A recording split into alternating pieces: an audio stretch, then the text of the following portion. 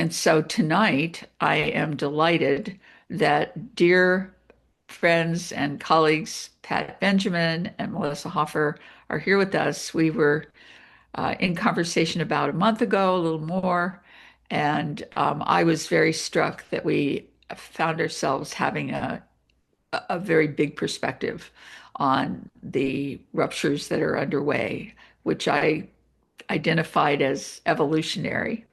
Um, and it was such a profound conversation that I said to both of them, would they be willing to share some of their thoughts around the questions that we were considering? Um, and so, thank you, Pat. Thank you, Melissa, for giving us your own perspectives and playing with it a bit together. And do you think about 20, 25 minutes? You should let us know, we'll kind of assume that kind of time frame. And when you're feeling complete, then Aaron will come back and we'll go into breakout rooms. Sounds good. Okay. Thank you. So I'll start very briefly, which what Sarah could have included in her intro is that the conversation that we had grew out of an experience hosted by Melissa, which was a an honoring of the animals. And Melissa is awesome at creating and hosting ritual, and ritual takes you to a deeper place. That's where we were when we had this conversation. Um, on the other hand, for myself, I want to put a disclaimer that I don't have any expertise in evolution, so we're just winging it here. So, Melissa, one of the things we talked about, and maybe you could address this a little bit, does does humanity now exert evolutionary pressure on itself? What do you think? What does that look like? Yeah, well, thanks, Pat. And I have to say this ceremony was part of a opportunity that Pam Montgomery put together. She is now, if folks don't know her, she's up in Vermont, longtime American herbalist, and has been pulling together lots of people to kind of talk about where we are in this, great transition. And so through the months of May, they invited people really around the world to, whenever you could, engage in this ceremony to honor animals. And so, people were doing it in their own time. And we convened to do it here on my land. And so I think it got us thinking about this deep relationship that we have to animals, to all of the information that's pouring in now, seemingly from every corner about the sentience of plants, the sentience of animals, the rights advocacy work that's happening around the world for legal rights for rivers, for certain lands, or for ecosystems that we might otherwise think of as inanimate. And so I think we started thinking about the importance of animals to our own human thriving, the importance of Earth ecosystems to our own human thriving. And that got us on the sense of, well, if that relationship in some way, at least for Western civilization, and not just Western civilization, but like maybe for modernity itself, if that relationship is so fractured that we no longer can see our connection to it and the ways in which our own ability to survive is dependent on healthy ecosystems, what does that mean for the course of our own evolution? And maybe like another way to think about it is, if we are unable to sort of right the ship in terms of our relationship to the natural world, what does that portend for our ability to survive as a species? So, I think that opens then into this broader question that you were asking, which is that cultural, or is that biological evolution, or is it some combination? So let me turn that question around back to you. Okay. It's probably both. Maybe one simple way to think about it is that if we don't get our shit together as a species, biology will kick in and eliminate us. At minimum, it will vastly diminish us. The average lifespan of a species is 1 million years, and we're 300,000 in. So, who knows? Who knows where this is going? So, aside from dreams of biotech, engineering superhumans or whatever, I think that what we're talking about, what we're looking at to to, to foster our own survival is cultural evolution. The cultural systems writ large, including economic, political, social, all of that is, right now there's a dominant global system that came from Western thinking that's obliterating other alternatives. And that thing needs to change. So, really, I think what we're thinking about is cultural evolution. How that happens and all of that. Personally, I think we should turn that over to Kevin on some other occasion. So Well, let me send a question back to you. yeah. So is is human evolution or cultural evolution, is it a choice, or is there free will? Is it is it something that gets chosen? And yeah, can we choose the course of our own evolution? Well, that's where I think it gets really interesting, and this is sort of what we were really grappling with that day. And you know, at this point, if you think about like a selection pressure that is driving the course of a species evolution, the question comes to mind: are we actually now our own selection pressure? The manner in which we relate to living systems through extractive economies, is that now shaping the way that we will or will not survive? So, thinking about, like, maybe just step back to make it really concrete and thinking about the biosphere, we are readily contaminating and depleting water supplies around the world. We are already having such significant impacts on the climate system that it's causing, reduced crop production and reduced nutrition value of the crops that are produced. Areas around the world where it will soon exceed, the wet bulb temperature at which humans can survive, and on and on. So if the actions that we are taking actually make our habitat, if you will, unsurvivable for us, that does seem to maybe create an actual intersection between our biological ability to survive and our cultural belief systems. So, thinking about other possible belief systems, because not all human communities share, this orientation to the natural world. There's a question then, I think, that comes to mind: is there something that we can learn from other cultures that have a different relationship to the natural world, and one that is more aligned with their their potential ability to continue living on the earth? And if that's not the case, like, are there seeds within our own traditions that might help guide us towards um, a relationship with the natural world that is more likely to allow us to continue to survive as a species? So I think that's really the question. And when we look at how really awful things are right now, just from a biological standpoint, we're in the midst of the sixth great extinction. We are, rapidly losing arable land. All the things that we really need to survive are at risk. And so, what does that portend for human evolution?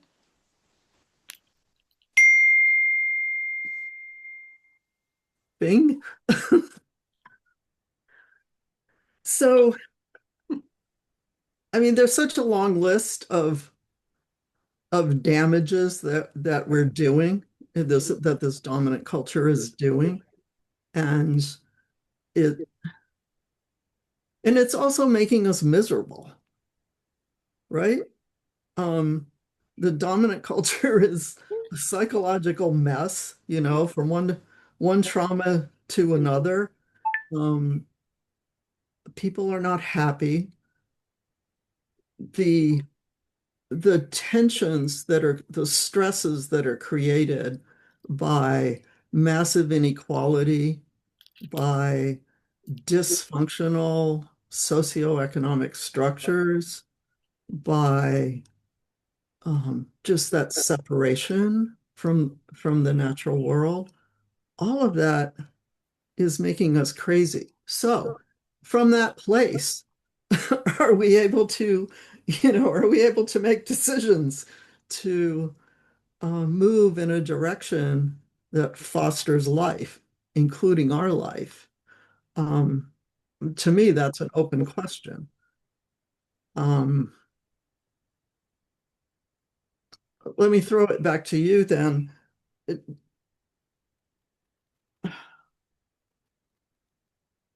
I mean, how do you think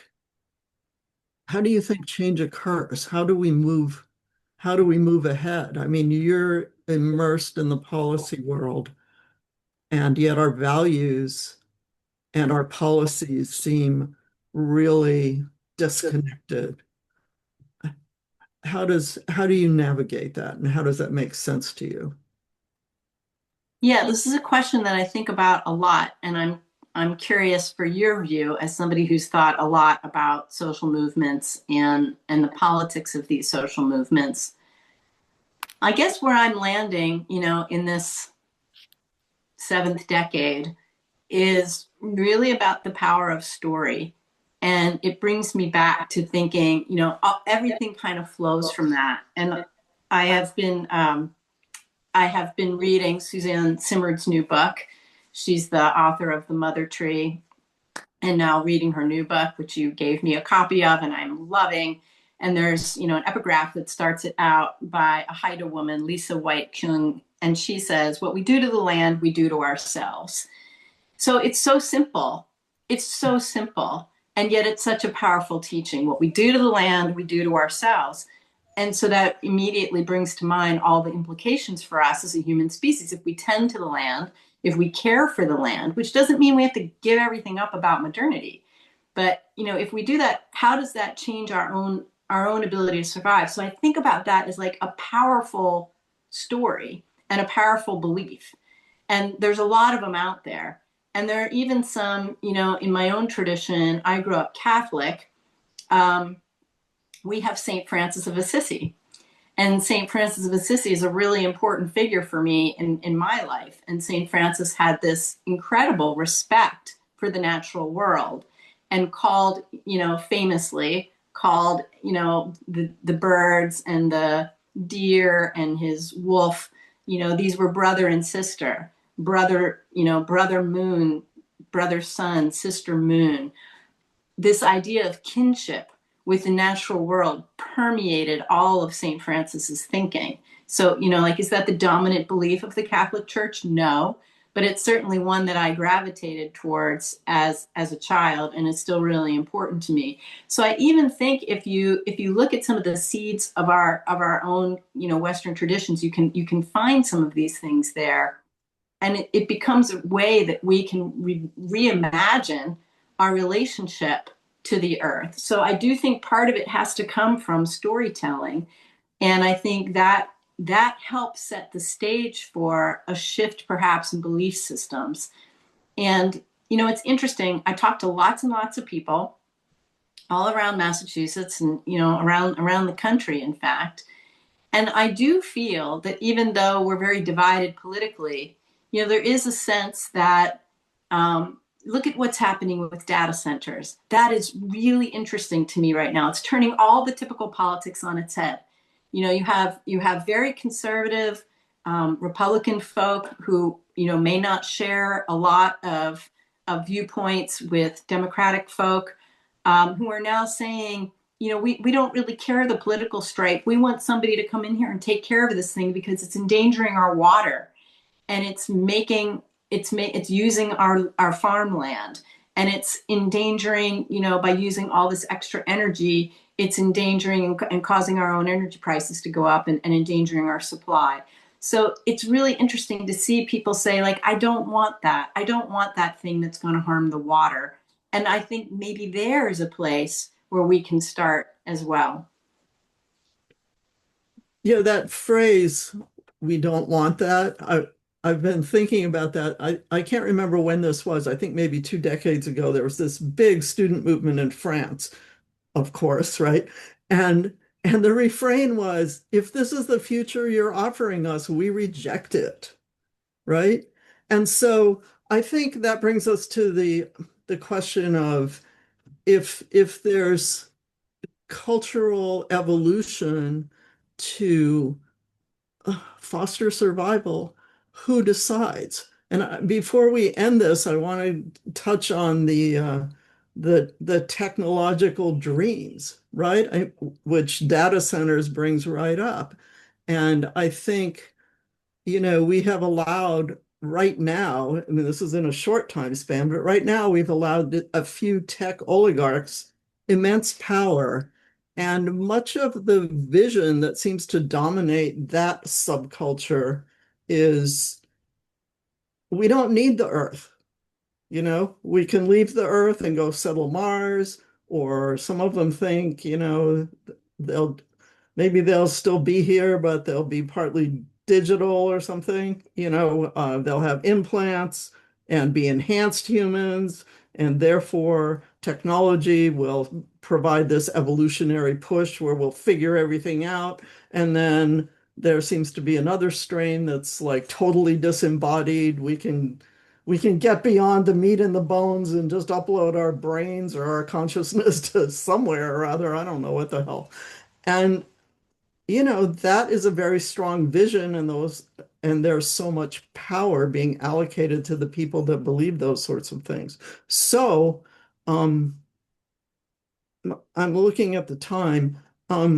Maybe a question that we could all think about is, who decides? Who gets to decide? Like, what's a vision of a human future that I can embrace, that you can embrace, that every individual person can embrace?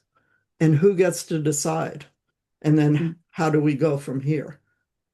Yeah, I love that question, Pat. Who gets to decide? And, just thinking about the ecological strain of this,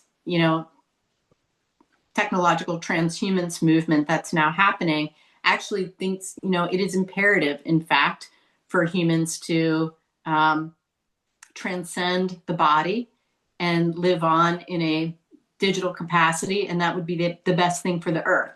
So it's really, really interesting to, read what those folks are saying. And I do think it kind of comes down to this question that you're posing. I also, I cannot resist, in a way, it's the ultimate, Cartesian divide, that we would actually then fully be able to finally leave, our bodies behind. So it's not just a mind body split, but the ultimate destruction of this body. And, it does bring you back to Marx, I think, where, like, what is this? It's like this drive to avoid death. And I am reminded of, the chapter in Bill McKibben's, not this last book about solar, but the one before it, where he's trying to help people understand, like, here's the climate trajectory that we're on right now, and here's how it's going to intersect with artificial intelligence, and goes into some detail about describing the primary motivation of a lot of these folks is to avoid death. It's to avoid the body. It's to avoid bodily functions. And so this continued strain of separation from the body, and liberation, in their view, from the natural world that is our bodies, that is our earth body. So I want to offer an image from this sci-fi book that I read decades ago. It was written in 1937, and basically it envisages a total embrace of consciousness and the body, and that humanity merges with all life on Earth, and there becomes a planetary consciousness, right? And then there's a galactic consciousness of all the living planets or other celestial bodies, and it goes on from there. Personally, I like that vision much better Yeah. than some kind of Death Star. And So who decides? 724, should we stop? Yeah, I think so. You leave us with a powerful question. Who decides? Yeah.